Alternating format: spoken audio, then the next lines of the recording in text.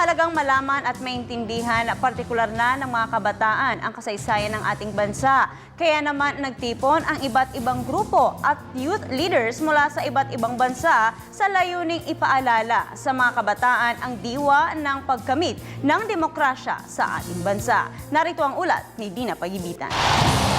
Ika nga sa isang sikat na kasabihang Pinoy, ang hindi lumingon sa pinanggalingan ay karating sa paroroonan.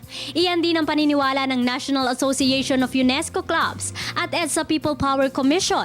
Kaya naman nagsagawa ito ng 3-day event na tinawag na Tatak EDSA Night, kung saan nagsama-sama ang iba't ibang grupo at youth leaders mula pa sa iba't ibang bansa.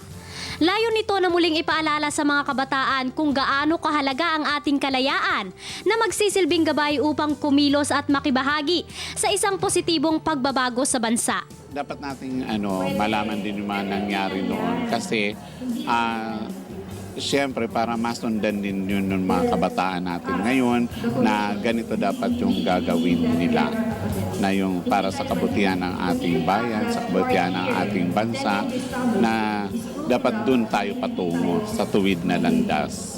Bilang isang kabataan, mahalaga ang nasabing sama-sama kay Lara. Nagsilbi kasi itong gabay sa kanya para malaman ang kahalagahan ng mga nangyayari sa kasalukuyan. Proud ako na ganito yung history natin, na kahit puno ng pag-revolusyon at ng yung katigmaan, ay nagagawa pa rin nating tumawa at nandito pa rin tayo mga Pilipinong nakatayo.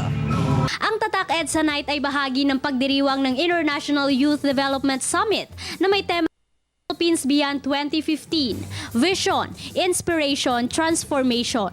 Kaya naman tunay ngang upang magtagumpay tayo sa kasalukuyan at hinaharap, dapat na malaman natin ang kahalagahan ng ating nakaraan. Para sa Telebisyon ng Bayan, ako si Dina Pagibitan.